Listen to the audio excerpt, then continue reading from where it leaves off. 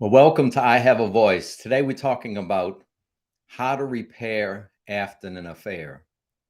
I know if you're looking at this video, perhaps you've experienced the heartbreaking experience of an affair.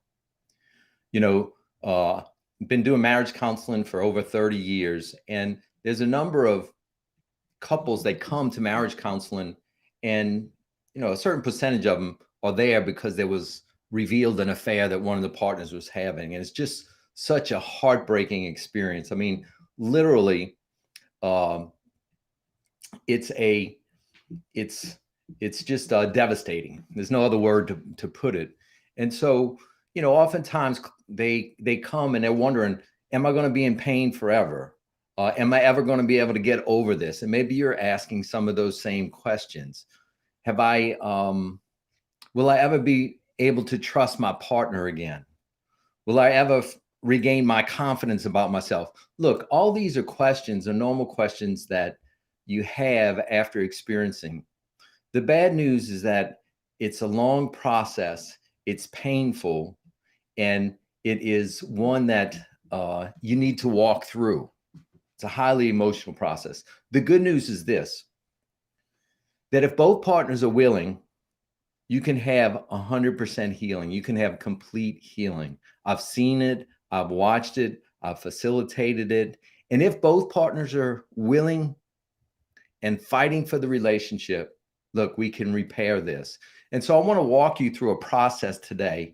There's 7 steps that I've identified over the 30 years that a couple needs to go through. Perhaps there's more, but these are 7 specific steps that oftentimes you need to walk through. And I'm going to give you some guidance from some of my experience that I've had to help you walk through and to give you some guidelines of what to do and what not to do. So, as I mentioned, we're going to look at the 7 steps to repair after an affair. And as I mentioned before, an affair is it's just traumatic, right? It's just one of those things that just literally breaks your heart. And how long does it take to put those pieces back together? It could be months, it could be year, it could be years. But it can be done, but you need to know what to do. Look, if your car has problems and it's not running, you don't want to fix the alternator if the problem is the engine. You don't want to put in a new battery if the problem is a starter. Look, you need to know what to do in order to start repairing your heart. And so today is for not only the person that has been the one that the betrayer, the one who had the affair, it's also for the betrayee. And it's really for both of you all in order to walk through this. So I'd encourage if you're experiencing healing or you're trying to repair from an affair, to get your spouse and to sit down and watch this video together. It'll be, I promise you, very helpful in helping you walk out those steps. So let's look at the 7 steps that you need to do. And the first step is this. Once the affair is revealed and you have an idea of something happened and it is exposure. Might be a text. It might be the person just confessed it. It might be another person called you and told you that your spouse was having an affair.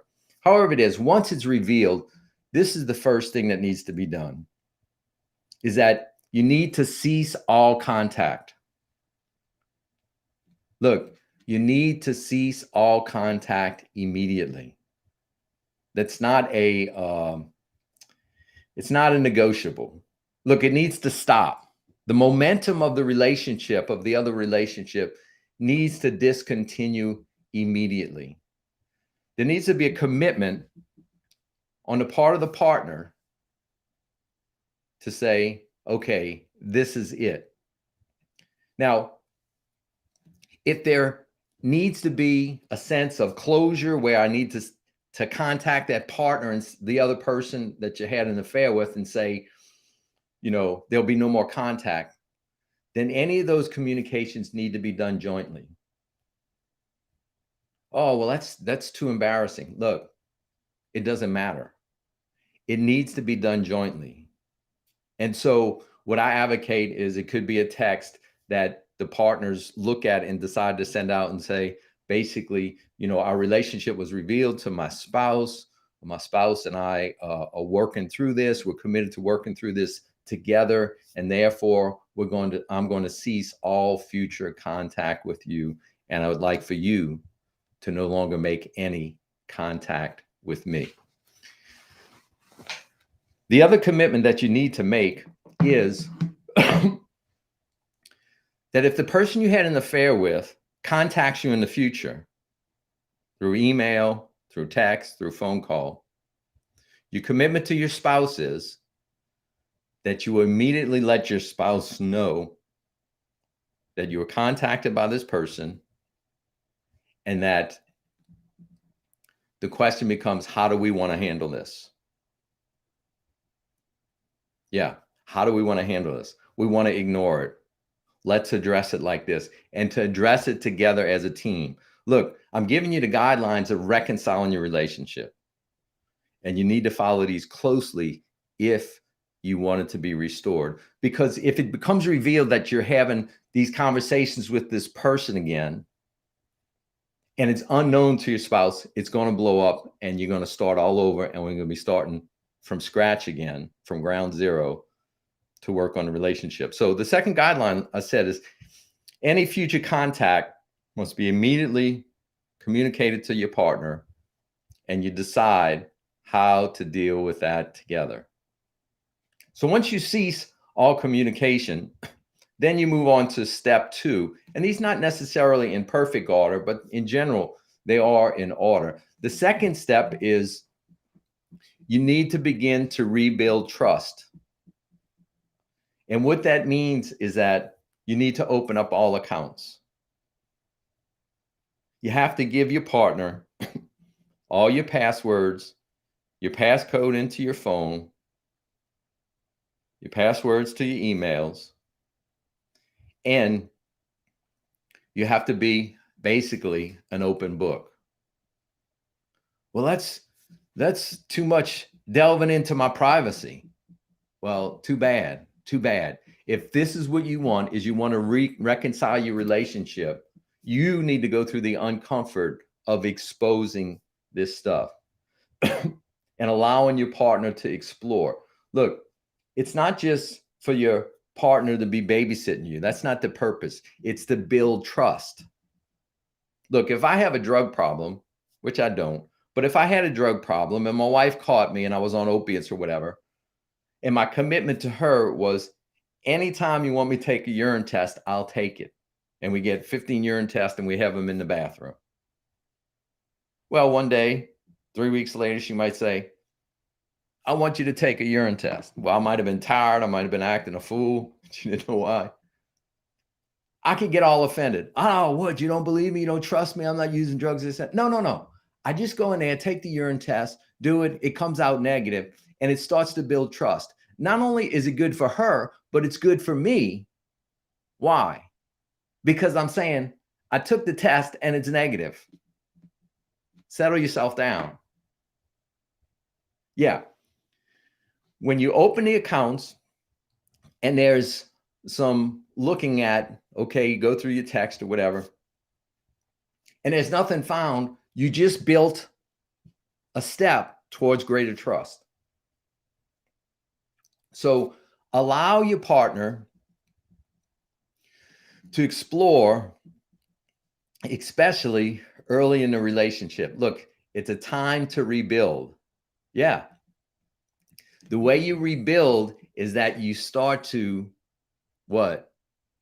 One step at a time, building more and more trust. So step 2, like I said, is to open the accounts and to start being very, very transparent.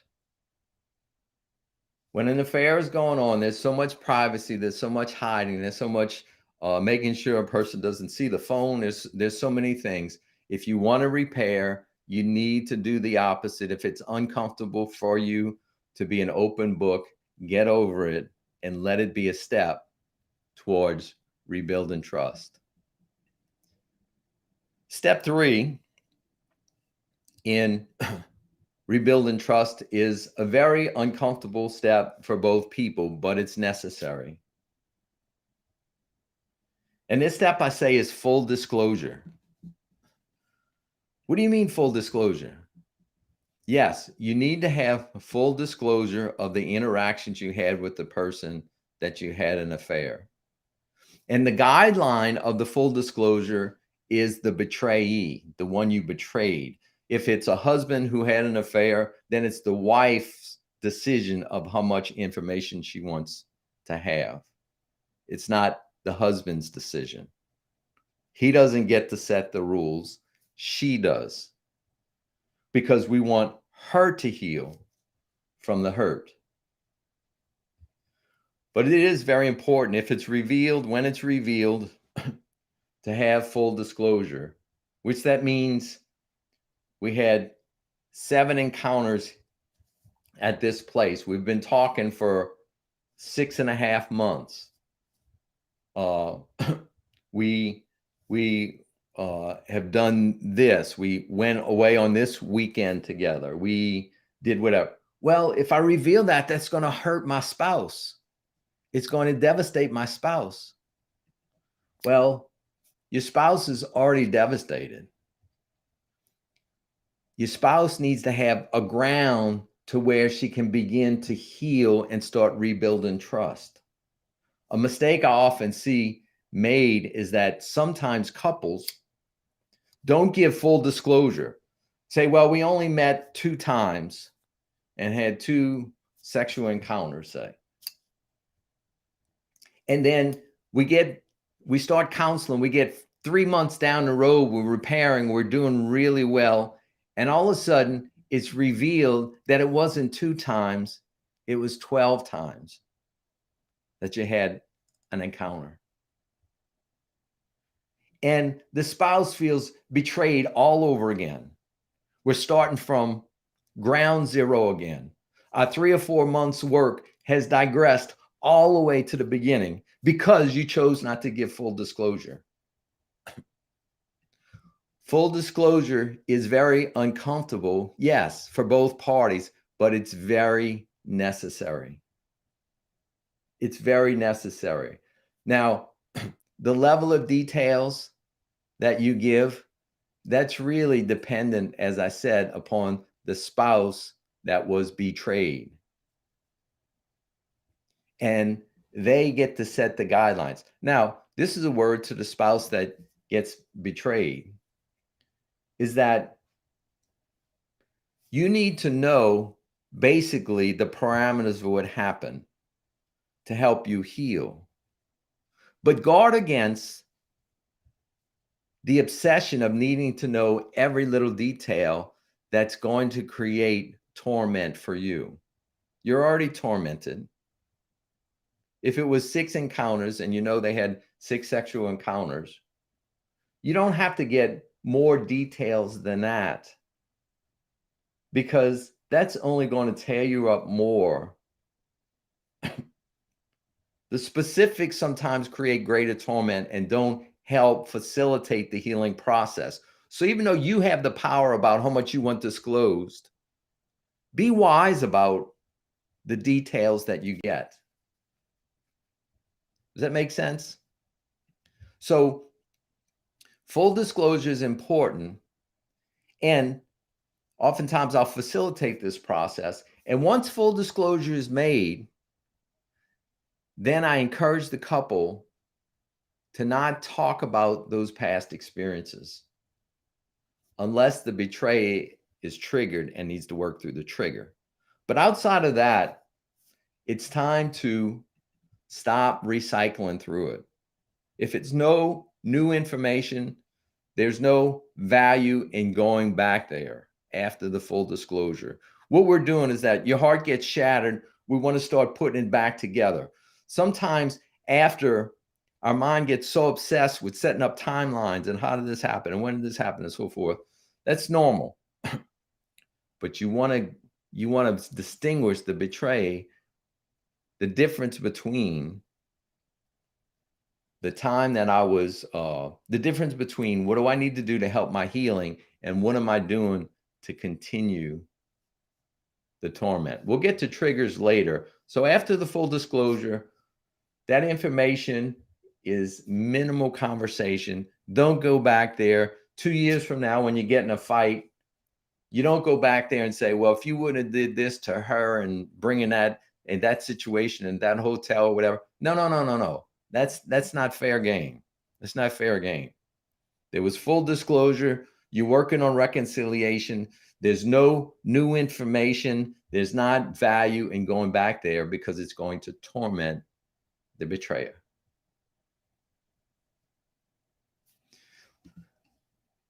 Let's go to step 4.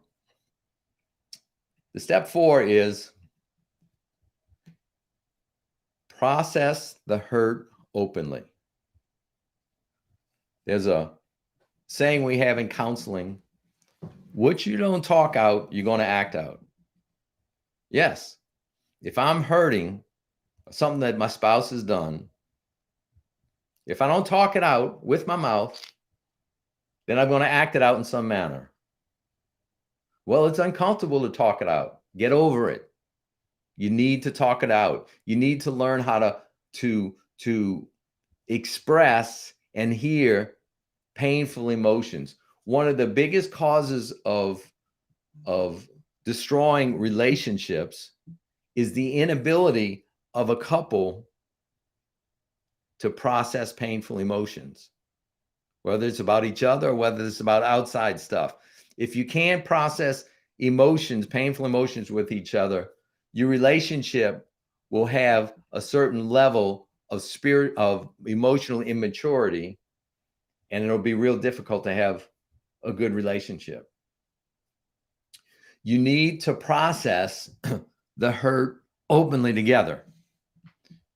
And you need to know that the hurt is not just with the partner that was betrayed, but the betrayer also has to deal with their pain. They have to deal with their guilt. They have to deal with the pain it's caused the person that was betrayed. They have to deal with the shame that they've experienced when it was exposed. They have to deal with, so both partners are actually processing hurt. And my encouragement is that you need to process it together and you need to hear each other. Even though it's for different angles, for different reasons that you're in pain, you need to process that together. Now, it is normal when you're recovering and healing and repairing from an affair is to get hit with, I call the waves. I'm doing good for 2 weeks and I get hit by this wave. I'm remembering what happened and I'm devastated. I get hit with this emotional wave. These waves come, they can be triggered from a TV commercial or a movie, or it could be triggered by, I passed up her house, or I passed up his office, or whatever it might be. When that happens, you get hit by the waves and it's normal. That's going to happen periodically. Progress is made when you have, and you see right there, a decrease in intensity and a decrease in frequency. What does that mean? It means that the last wave I hit on a 1 to 10 scale, I was feeling a 9 and I had to curl up in bed for 3 hours. And it lasted 24 hours or 3 hours. That's it. 3 weeks later, I get hit by another wave, but I'm not a 9 out of 10 on a pain scale. I'm a 6 on the pain scale. And it lasted 45 minutes. Oh, I'm never going to get over this. No, you are getting over it. The wave is less intense and it's less frequent. I tell the couples, I say, when you're healing, you need to celebrate the small victories, which is you don't go from pain to no pain, but you go from less intensity and less frequency.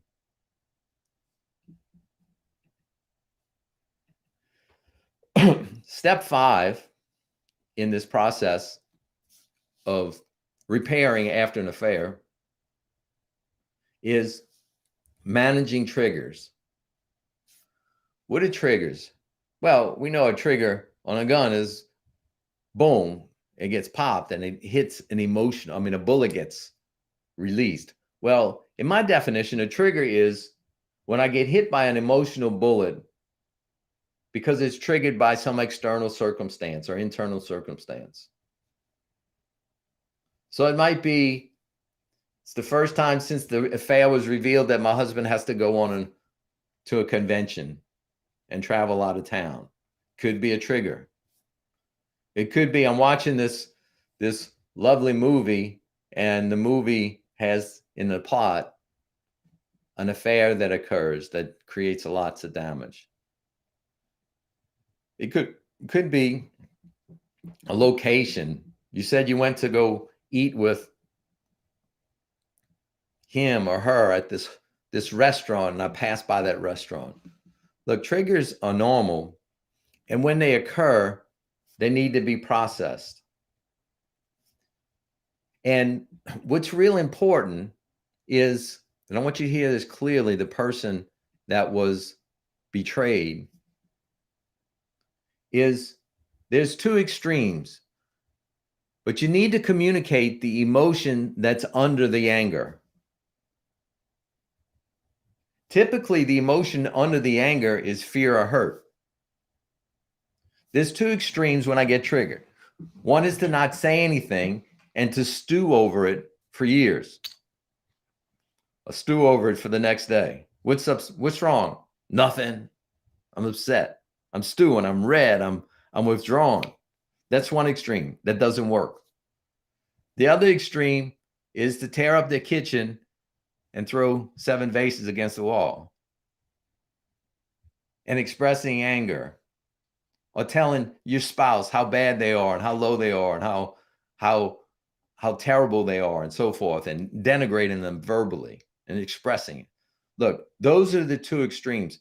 Whenever you have hurt, there's something anger, there's something underneath the anger, which is hurt or fear. The middle road is to recognize when you're triggered, communicate to your spouse what's under the anger. I passed by the restaurant and I felt hurt and betrayed again. And it's all at the surface. I don't know what to do with it. And I just needed to share that with you.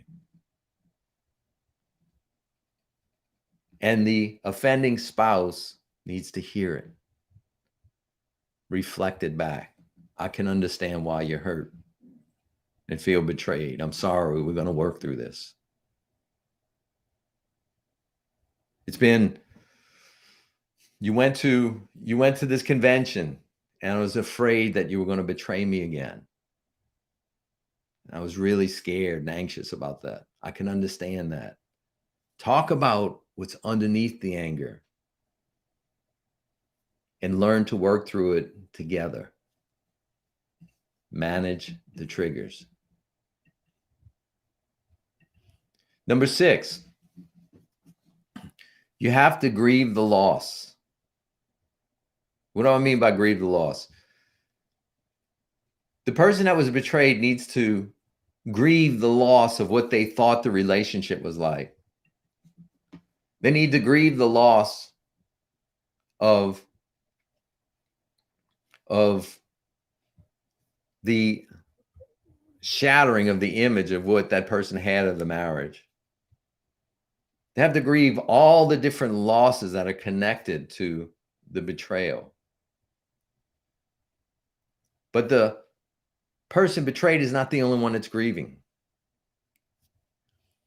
What's difficult to understand sometimes is that, especially if it's a relationship that was developed over a period of time, the affair, is there will be a divorce. Well, I thought you said that there's hope and we can reconcile. Yes, there is.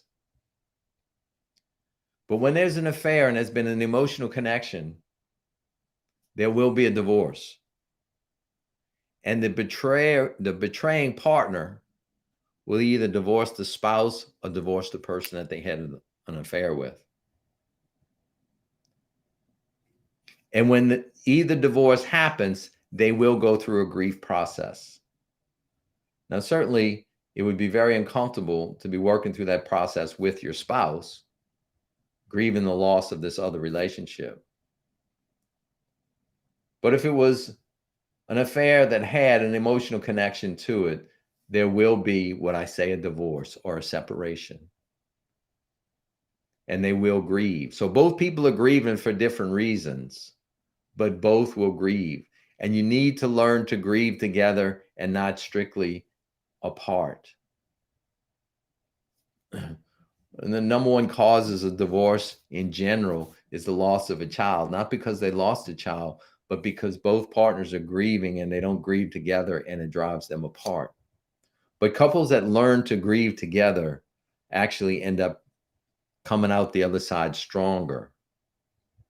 And that's what I want for you. If you're dealing with how to repair after an affair, I want freedom for you, and I want healing, and I want your marriage to actually come out better than it was when you went into it. And that can happen for you. It can. But you need to learn to grieve together. There's a lot of videos that we have on our channel about grieving that will be helpful for you. So make sure if this is helpful for you, subscribe to our channel. I have a voice, hit the like button and browse around because it'll walk you through how to grieve. Grieving is just a natural part of life, and and one of the most excellent tools a married couple can have is the ability to grieve together. When they learn that skill, then they can handle anything that occurs in life. The seventh step in repairing after an affair is practicing love. Love casts out all fear. Love heals. Acts of kindness and care begin to put salve on a wound. What I advocate, and I have couples do, is I want you to write down the list of 10 and practice them. Well, what's a list of 10? So I have both the husband and the wife. I say, I want you to write down, 10 things that if this was done for you, you would feel loved. All right, let's see. One is you bought tickets to the Pelicans game and we went to the game together. All right, I'd feel loved. You give me a back rub. 3, bring me coffee in bed. 4, take me to my favorite restaurant, my favorite Thai restaurant. 5, send a note during the day or a text asking me how I'm doing. Simple things. But write down 10 things that if your partner did this for you, you would feel loved. And I have both partners do that. And I say, I want you to exchange those lists. And I want you to get to work. I want you to start practicing. Yeah. Love is so key to this whole process of healing. And that I always say, when you're reconciling from a relationship, it can reconcile, it will reconcile. But if it doesn't reconcile, I say, if the ship goes down, let it go down, you being loving, you doing your part. Walk in love. Walk in compassion. Walk in understanding. Those are the keys to successfully restoring your relationship after an affair. Our heart is really wanting couples really transforming individuals, we transform couples in order to transform communities. So if you've been through dealing with an affair and you're repairing that, put these steps into practice.